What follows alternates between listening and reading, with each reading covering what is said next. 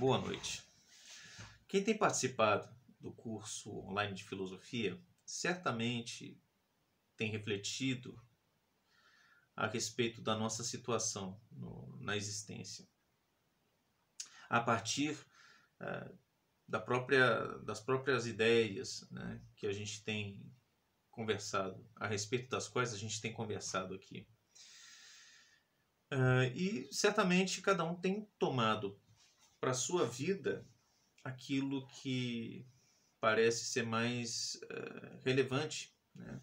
Cada um tem discutido consigo mesmo e refletido a respeito daquilo que faz mais sentido para si. O que eu queria trazer hoje é justamente duas dessas reflexões, a partir do que a gente tem visto nessas 17 aulas anteriores. A primeira reflexão diz respeito ao fato de que as investigações e as teses metafísicas dos primeiros filósofos de 2.500 anos atrás parecem ser bastante sofisticadas e profundas e complexas. Mais sofisticadas, mais profundas e mais complexas do que boa parte, inclusive, da filosofia do nosso tempo. A gente tem acesso a poucos fragmentos da obra desses pensadores, mas esses poucos fragmentos já revelam uma profundidade que não parece ser alcançada pela maior parte da reflexão filosófica atual. E isso é muito interessante. Por que isso acontece? Por que é tão difícil chegar ao nível de um Heráclito, de um Parmênides? Por que é difícil alcançá-los? Existe uma razão muito simples para isso. Certas áreas da existência humana progridem por acumulação. Por exemplo, se a gente pensa na tecnologia, a tecnologia progride por acumulação. Uma geração pode partir do ponto a que a geração anterior chegou. Então, se a geração anterior, por exemplo, a nossa geração, se a geração anterior descobriu os transistores, os transistores na eletrônica, a minha geração pôde partir daí. E foi miniaturizando os transistores e tal. Se a geração anterior, a minha, descobriu, por exemplo, alguns compostos químicos para borracha de automóveis, por exemplo, a gente pode partir daí para descobrir e desenvolver compostos mais eficientes, mais econômicos, etc. Então, a tecnologia progride de geração a geração por meio do acúmulo. Você pode partir de onde a geração anterior deixou o estado da questão. Mas a cultura e a investigação existencial não funciona dessa maneira. Ela não há um progresso de geração a geração. Na verdade, há sim um acúmulo de conhecimento. A cada geração, a quantidade de livros escritos aumenta bastante. Então, no passado era concebível, há 2.500 anos era concebível, em um espaço mais ou menos limitado, coletar e tornar disponíveis os livros que representavam essencialmente todo o conhecimento humano da época. Enfim, a ponto de um sonho tornar possível a própria elaboração da Biblioteca de Alexandria, que seria absolutamente impensável hoje em dia. É impossível você reunir num mesmo lugar centenas de milhões de livros que que já foram escritos, né, que continuam sendo, né? Então, há de fato uma acumulação do conhecimento disponível nos livros. Só que, para que se tenha acesso a esse conhecimento, é preciso lê-los. E mais, é preciso refletir a partir da sua própria experiência no mundo e a partir da sua própria experiência espiritual, experiência interna. E não há como escapar disso, não há atalhos, né? Não há como queimar etapas, não existe. E outra coisa, o dinheiro pouco ajuda aí, a fama pouco ajuda, né? O dinheiro ajuda no sentido de que você pode comprar livros, mas os livros estão acessíveis mesmo sem dinheiro para a maior parte, né, das pessoas, desde que tenham tempo, que possam frequentar bibliotecas públicas ou até a internet, né, hoje em dia. Enfim, mas o que acontece é que cada geração precisa reconstruir esse caminho. Cada homem e cada mulher particular precisam reconstruir o caminho da cultura, o caminho da investigação existencial. Não dá para partir de onde a geração anterior chegou, porque você vai ter que refazer o caminho que a geração anterior fez e que refez o caminho que a geração anterior fez. E assim sucessivamente, né? Ou seja, sem o estudo e a reflexão e a meditação, né, e a contemplação de 10, 20, 30, 40 anos na sua vida, você não vai chegar ao nível de percepção, de intuição filosófica que um Tales de Mileto, que um Heráclito tinha. Você não vai adquirir isso lendo 3 livros. Não se trata disso. Você vai repetir fórmulas, enfim. Mas você não vai entender isso realmente na sua vida. Você vai ficar no nível superficial. Aí qualquer um faz, com pouco esforço, né? E é por isso que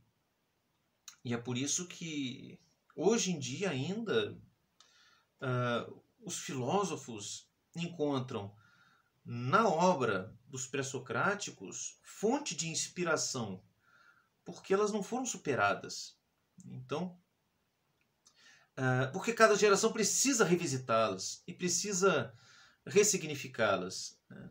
E esse é um caminho longo, esse é um caminho demorado. Enfim, você pode ser... Não tem como evitar essa demora, né? O sujeito pode ser milionário, mas ele vai ter que ler os livros, ele vai ter que perder anos refletindo. Enfim, não há como comprar uma passagem rápida, né? Não há como fazer um fast track, né? Todo mundo tem que entrar na fila. E essa fila leva muitos anos. Enfim, é por essa razão que o pensamento dos pré-socráticos até hoje não é superado. Como, de fato, o pensamento da filosofia de verdade não é superado, né? É diferente da tecnologia. A filosofia, nesse sentido, é diferente da tecnologia. A filosofia, a literatura, né, a poesia, elas são diferentes porque elas correspondem a caminhos existenciais que não procedem por meio de acúmulo, por meio da... eles têm valor por si próprios, né? E quando a gente lê um texto literário ou filosófico antigo, a gente está, na verdade, vendo o resultado de uma caminhada interior e exterior, né? Uma caminhada que corresponde a um acúmulo de experiência e um acúmulo de meditação que é o acúmulo de uma vida, né? E para chegar lá você vai ter que viver também. Enfim, inclusive para entender exatamente o que um poema está dizendo, você tem que ter uma experiência de vida, né? Enfim, é nesse sentido, aliás, precisamente esse sentido que o Platão dizia, numa passagem muito interessante, que a filosofia era muito mais difícil do que a matemática, por exemplo. Porque você pode ensinar matemática para um garoto de 16 anos, 17 anos, basta que ele entenda as regras e ele pode se tornar um bom matemático. Né? Na filosofia, não. Na filosofia você não consegue entender sendo jovem. Né? A filosofia é coisa de velhos. Né? E eu suspeito que isso seja mais verdadeiro do que parece. Alguns filósofos escreveram obras importantes na juventude, mas essas obras a gente vai ver no futuro quando a gente falar, por exemplo, enfim, de um Hobbes, quando a gente falar de um Wittgenstein, a gente vai ver que de um Hobbes não, de um Hume, tá? De um Hume, de um Wittgenstein, a gente vai ver que de fato essas obras da juventude, elas carecem de uma sofisticação. E eu sei que o que eu estou dizendo é polêmico para os Wittgensteinianos, mas carecem de uma sofisticação e precisam ser retrabalhadas depois. Né? Então, não se pode fazer filosofia quando se é muito novo, porque não se tem experiência de vida, não se tem experiência espiritual. Né? E é preciso percorrer esse caminho de novo, o caminho dos pré-socráticos, o caminho da investigação, o caminho da reflexão, da meditação, o caminho da experiência de vida. É preciso percorrer isso tudo a cada geração. Então, a filosofia, nesse sentido, não evolui. Né? Ela se transforma, mas ela não evolui. Não há um progresso real no pensamento filosófico. Tá?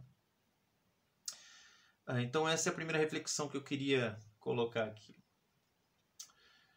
E a segunda reflexão é que a gente não existe num único plano ontológico. Né? A nossa existência não é monótona, não se dá em um só tom. Na verdade, a nossa existência é uma sinfonia. Há diferentes regiões da realidade nas quais a gente vive o tempo todo. Então, nós vivemos desde a região da realidade da matéria bruta, nós somos feitos de minerais, né?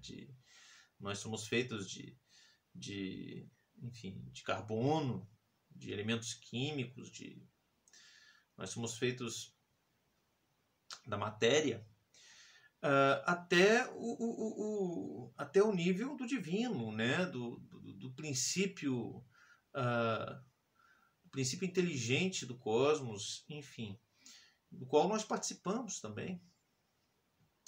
Então, e todos os níveis intermediários aí a gente acessa por meio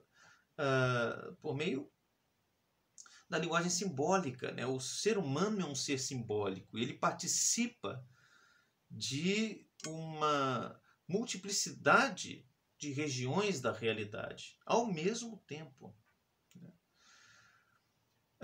E é por isso, justamente por isso, que, aliás, é algo que a gente pode entender também a partir da primeira questão que eu coloquei aqui, é por isso que me parece uma perda de tempo muito grande e me parece uma ingenuidade muito grande também a gente querer se inteirar completamente dos assuntos políticos e econômicos do dia.